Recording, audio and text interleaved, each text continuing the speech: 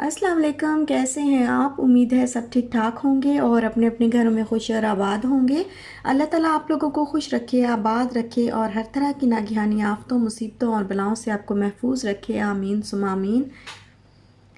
और काफ़ी दिन के बाद आज मैं व्लॉग अपलोड कर रही हूँ, तो मुझे ख़ुद भी थोड़ी सी कन्फ्यूजन हो रही है कि मैं क्या बोलूँगी, मैं कैसे बोलूँगी, क्योंकि एक जो चीज़ रूटीन से चलती जा रही होती है तो उसमें इतनी प्रॉब्लम नहीं होती, लेकिन 4 से 5 दिन का भी अगर गैप आ जाता है तो फिर थोड़ी सी जो है वो रूटीन जो है वो चेंज हो जाती है, तो फिर आपको थोड़ी हेजिटेशन फ़ील होती है।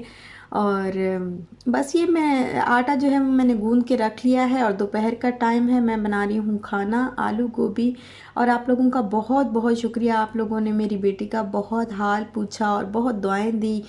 और जिनके पास मेरा इंस्टा पे भी मुझे बहुत मैसेजेस आए सारी मेरी बहनों के, और जिनके पास इंस्टा की आईडी नहीं थी उन्होंने फिर मुझे जो उन्होंने कमेंट किए थे मेरी वीडियोस के नीचे, उनके नीचे रिप्लाई करके पूछा। तो मुझे यकीन करें, मुझे बहुत खुशी हुई कि अल्लाह ताला ने मुझे इतनी प्यारी फैमिली दी है जो इतना मेरा ख्याल रखती है कि मैं एक दिन भी अगर नहीं भी अपलोड करी व्लॉग या कुछ ऐसा तो वो फ़ौरन मुझसे पूछ रहे हैं कि क्या हुआ है और क्या आपकी बेटी ठीक है नहीं है, क्या हुआ उसको। तो बहुत शुक्रिया आप लोगों का, अल्लाह ताला आप लोगों को खुश रखे, आबाद रखे। इशाल अब अल्हम्दुलिल्लाह माशाल्लाह माशाल्लाह अब काफ़ी बेहतर है, लेकिन अभी भी उसको थोड़ा सा है, क्योंकि उसके साथ क्या हुआ था, वो ज़रा डर गई थी। जैसे मुझे ये होता है कि नज़र उसको बहुत ज़्यादा लग जाती है, मेरी भी लग जाती है उसको नज़र, तो माँ बाप की भी लग जाती है। तो मुझे ऐसे लगा कि जैसे उसको ना नज़र लग गई हो मेरी या किसी की भी, क्योंकि बहुत ज़्यादा रो रही थी और डरती थी, कहती थी कि मैं वॉशरूम नहीं जाना, मैं स्केर्ड हूँ, मुझे डर लगता है वॉशरूम से, और बताती भी नहीं थी कि क्या मसला है, क्या हुआ है। तो फिर हम डॉक्टर के पास इसको लेके गए और मेडिसिन्स भी दी हैं और दम वगैरह भी मैंने इसको किया है, तो अब अल्हम्दुलिल्लाह माशाल्लाह से कुछ बेहतर है। और यहाँ पे दोपहर का खाना वगैरह खाने के बाद और बाकी काम वगैरह करने के बाद अब मैं ये एपिलेटर जो है मेरा, इसको मैं चार्ज कर रही हूँ, क्योंकि आज मैंने करनी है अपने हाथों और पाँव की थोड़ी सी केयर। काफ़ी दिन गुजर गए हैं तो बिल्कुल जो है हाल बिगड़ा हुआ है। और ये वाला एपिलेटर जो है ये मैंने आपको अपने एक बहुत पहले मैंने एक व्लॉग अपलोड किया था, उसमें इसकी सारी डिटेल मैंने बताई थी कि ये मैंने लिया था तकरीबन 580 का, और इसमें जो है इसके साथ साथ और भी बहुत जो है चीज़ें मिली थी, वो मैंने लगाया चार्जिंग पे, और साथ में ही मैंने बना ली शाम की चाय। और यहाँ पे मेरी लाडो जो है वो भर रही है पानी, क्योंकि जब मैं वाटर फिल करने लगती हूँ बॉटल्स में तो शाल को ये बड़ा मज़ा आता है जब इस तरह वाटर जो है वो फिल करते हैं, तो इसका दिल होता है कि बस मैं इस तरह पकड़ के बैठूं। और फिर जब भर जाती है तो फिर मुझे कहती है कि मम्मा मुझे आप मेरी हेल्प करो, तो फिर मैं इसको मैं भी ऊपर से थोड़ा सा पकड़ लेती हूँ। तो इस तरीके से हम दोनों माँ बेटी जो है वो वाटर फिल करते हैं। और ये वाला जो पानी भरने वाला काम होता है ना, ये यकीन करें बहुत ही बुरा लगता है मुझे, बिल्कुल अच्छा नहीं लगता। पानी पाकिस्तान में तो पानी ख़त्म हो जाता है, फ्रिज में से बोतलें जो है वो ख़त्म हो जाती हैं, पानी पीते हैं और फेंक देते हैं, पानी पीते हैं और बोतलें फेंक देते हैं। तो फिर वो बोतलें इकट्ठी करके उनको फिल करके तो फिर वो फ्रिज में रखना पड़ता है। बच्चे ऐसे ही करते हैं पाकिस्तान में। और गर्मियों में ये होता है, खैर सर्दियों में तो शुक्र अल्हम्दुलिल्लाह कि इस तरह का कोई वो नहीं होता। लेकिन यहाँ पर पानी जो है वो हम फ्रिज में नहीं रखते, बस यही पानी जो है ये नॉर्मल पानी ही यूज़ करते हैं, और बहुत जो है वो ठंडा होता है। हाँ, अगर बाहर से आता है ना, जैसे बॉटल बाहर से आती है तो वो फिर बहुत गर्म होती है, तो उसको फिर थोड़ी देर के लिए एसी के अंदर ठंडा रख के तो ठंडा करना पड़ता है, इतना ठंडा कि वो ना बहुत ज़्यादा ठंडा हो और ना बहुत ही गर्म हो, पीने के काबिल हो। तो बस चाय जो है वो मैं अब लेके जा रही हूँ रूम में, और बाकी जो डस्टिंग वगैरह है ऊपर से वो तो मैंने कर ली है, सारी घर की डस्टिंग वगैरह तो कर ली है। ये मैंने अपने कपड़े निकाल के रखे हुए हैं, अभी मैं नहाऊंगी भी सही, पहले मैं ज़रा थोड़ा सा मैनीक्योर पेडिक्योर जो मैं आम सा नॉर्मल सा बेकार सा ही समझ लें, लेकिन मेरे लिए बहुत जो है वो फ़ायदेमंद होता है, तो वो मैं करती होती हूँ। और अभी नीचे से मैंने झाड़ू वगैरह जो है वो नहीं लगा, ये देखिए अभी आज मैंने सारा इस पाँव वगैरह, कभी भी आज तक जो है मैंने मैनीक्योर के लिए या पेडिक्योर के लिए कभी भी मैं पार्लर नहीं गई। एक आप कह लें कि मैंने एक दिरहम भी इस काम के लिए नहीं लगाया कभी भी पार्लर में, क्योंकि जब मेरी शादी इवन की होने लगी थी ना, तभी मैं जब ब्यूटिशियन के पास गई थी तो मैंने उसको कहा था मेरे हाथ पाँव जो हैं उसके लिए मैनीक्योर पेडिक्योर करवाना है मैंने। तो उसने मुझे कहा था कि ये काम तो आप घर पे भी आराम से कर सकती हैं, आप क्यों पैसे ज़ाया करती हैं। और इतनी वो ऑनेस्ट थी कि उसने कहा कि आप घर पे इस तरीके से कर लिया करें, मैं आपको बताती हूँ कि आप कैसे करें। और ये सारी जो चीज़ें हैं ना, ये उसने मुझे बताई थी, तो तब से ही मैं फॉलो कर रही हूँ। और हर वीक में अगर ना कर सकूँ तो 2 वीक के बाद जो है वो मैं ज़रूर इस तरह कर लेती हूँ कि सबसे पहले तो मैंने उसको वो, जैसे आप चाहें तो आप ब्लीच भी कर सकते हैं, लेकिन मेरे पास हर हर हफ्ते तो मैं ब्लीच नहीं करती। अगर फर्स्ट टाइम कर रहे हैं तो फिर ब्लीच भी कर लें हाथों पाँव पे। और उसके बाद ये मैंने नॉर्मल सा आम सा जो स्क्रब होता है ना, ये मैंने लेके रखा हुआ है। मैंने पहले बताया था एक दफ़ा कि ये 6 दिरहम का मैंने लिया था और डे टू डे से लिया था। तो ये मैंने लेके रखा हुआ। इससे पहले मैं अच्छी तरह जो है वो स्क्रबिंग कर लेती हूँ, पाँव की भी हाथों की भी। तो अगर आप फर्स्ट टाइम कर रहे हैं तो पहले आप ब्लीच कर लें और फिर उसके बाद अच्छी तरह से जो है वो स्क्रबिंग कर लें। और ये इतना अच्छा है स्क्रब जो है, आप घर पे भी बना सकते हैं। इसमें भी योगर्ट है, हल्दी है, और वो ज़ाहिर है वो छोटे छोटे पार्टिकल्स जो होते हैं वो आप खसखस लेके वो ऐड कर सकते हैं। योगर्ट लें, थोड़ी सी हल्दी उसके अंदर ऐड करें और खसखस वो ऐड करें, थोड़ी सी ग्लिसरीन डाल लें और इस तरह इसको अच्छी तरह मिक्स कर लें। और ये आपका घर पे ही स्क्रब जो है वो रेडी हो जाएगा। थोड़ा सा बनाएं और उस वक्त ही यूज़ करके तो फिर मतलब फ्रेश बना के फ्रेश ही यूज़ कर लें। अच्छा, इसके अंदर आप मैंने लिया है टब में पानी, और पानी के अंदर मैंने जो बेकिंग सोडा होता है और सॉल्ट, ये दोनों चीज़ें मैंने 1-1 टेबलस्पून में मिक्स करके वो डाली हैं। और साथ में ही मैंने इसमें कोकोनट ऑयल के कुछ ड्रॉप्स डाले हैं। और अगर आपके पास ये शावर जेल है तो आप शावर जेल यूज़ कर लें या बेबी शैम्पू यूज़ कर लें।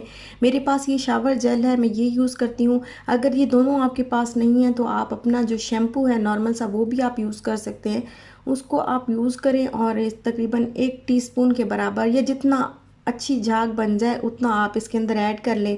आप 3 से 4 जो है वो ड्रॉप्स मैंने ग्लिसरीन के या ½ टीस्पून के बराबर आप ग्लिसरीन इसके अंदर ऐड कर लें। ये देखें, ये भी ऐड कर लिया। और कोकोनट ऑयल नहीं है तो आप बादाम रोगन जो होता है, जिसको आलमंड ऑयल जो होता है, वो भी आप यूज़ कर सकते हैं। तो ये दोनों बहुत अच्छे हैं स्किन के लिए। अब मैं इसके अंदर ना शावर से ही मज़ीद पानी मिक्स कर रही हूँ, क्योंकि पानी जो मैंने गर्म किया था तो वो ज़रा ज़्यादा गर्म था, तो अब मैंने इसको नॉर्मल कर लिया है। और बस ये देखें, या मैं इसमें 10 से 15 मिनट तकरीबन मैं इसको हाथों और पाँव को रख के बैठूंगी और फिर साथ साथ हल्का हल्का सा रब भी करती रहूँगी। और 10-15 मिनट के बाद मैं इसको अच्छी तरह रब करके किसी वो झामे वगैरह के साथ, हम तो झामा बोलते हैं, पता नहीं आप क्या बोलते हैं, तो झामे के साथ अच्छी तरह मैं इसको रब करके और फिर वॉश कर लूँगी। और इसके बाद कोई भी अच्छा सा लोशन जो है वो लगा लूँगी। ये बहुत ही अच्छा है और घर पे पड़ी हुई चीज़ों के साथ ही आपका ये मैनीक्योर पेडिक्योर हो जाता है और हर वीक आप इसको आराम से कर सकते हैं। इसमें कोई ख़ास जो है वो चीज़ें नहीं चाहिए होती। तो मेरे पास वैसे हैं भी नहीं कोई ऐसी चीज़ें, लेकिन मैं रखती नहीं हूँ हाथ पाँव के लिए, तो मैं इतनी कोई चीज़ें रखती नहीं हूँ, बस यही मैं यूज़ कर लेती हूँ जो घर में होता है और लोशन ही लगा लेती हूँ। और ये ब्यूटिशियन का ही बताया हुआ है और बहुत उसने ऑनेस्टली मुझे बताया था कि आप घर पे इस तरह कर सकती हैं, आप क्यों पैसे लगाती हैं बाहर, तो आप घर पे कर लिया करें। और तब से ही मैंने घर पे करना शुरू किया था और आज तक मैं घर पे ही करती हूँ। तो बहुत अच्छा रहता है, आप लोग ज़रूर ट्राई करिएगा। और फिर उसके बाद नहाने के बाद नहा लिया, नहा के कपड़े वगैरह चेंज करके तो अब मैं जो बर्तन पड़े हुए थे वो मैंने कहा वो मैं धो लेती हूँ। तो इसके बाद फिर बारी आएगी शाम के खाने की। और प्लीज़ आप मेरी वीडियो को जो है वो लाइक ज़रूर कर दीजिएगा, अंगूठा चिपका दीजिएगा। मुझे आज कहना भी भूल गया, वैसे मुझे मैं ना भी कहूँ तो मुझे पता है कि आप लोग लाइक करते हैं, बहुत बहुत शुक्रिया आप लोगों का। और अभी मैं बना रही हूँ शाम का खाना, क्योंकि रात के खाने का टाइम हो गया है। और आज जैसा कि मैंने आपको पहले भी बताया था कि जब गोभी बनती है तो एक ही टाइम उसको हम ऐसे खाते हैं, नेक्स्ट टाइम उसके पराठे बनते हैं। तो फिर अब मैं गोभी के पराठे बना रही हूँ। तो बस वही अभी आटा वगैरह मैंने जो है वो निकाल के रखा है। और गोभी को ना मैं इस तरीके से मेरी एक सहेली है, उसने मुझे बोला कि तुम क्यों इस तरह स्पून के साथ दबा दबा दबा के गोभी को जो है वो बारीक करती हो, कूट लिया करो उसको, हमाम दस्ते में डाल के कूट लिया करो। तो फिर मैंने इसको आज ना कूट लिया है, और ये वाकई बहुत अच्छे तरीके से और बहुत इजीली जो है वो बारीक हो गई है। इतनी बारीक भी नहीं करनी, क्योंकि मेरे हस्बैंड फिर कहते हैं बिल्कुल गोभी लगता ही नहीं है कि गोभी है।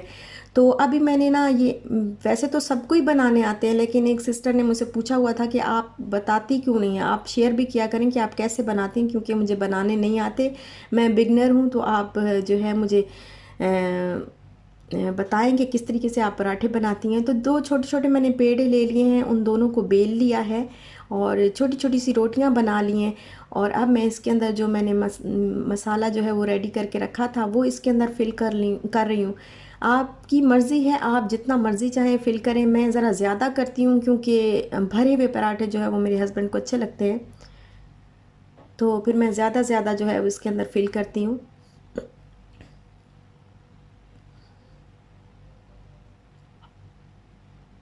और ये देखें, एक पराठे के ऊपर मैंने इसको अच्छी तरह लगा लिया है मसाले को। और अब जो दूसरी वाली जो तय है, जो परत है, वो इसके ऊपर लगा के इस तरीके से मैं इसको बंद कर दूंगी अच्छी तरह। किनारों से अच्छी तरह सील कर लेना दबा दबा के, ताकि बाहर जो है वो ना निकले। और बेलन भी आप इसके ऊपर चला सकते हैं, लेकिन मेरा ख्याल है कि वो इतना सही तरीके से जो है वो नहीं होगा। मैं बस ऐसे हाथ से ही जो है वो इसको बड़ा कर लेती हूँ रोटी को, और फिर बस बना लेती हूँ।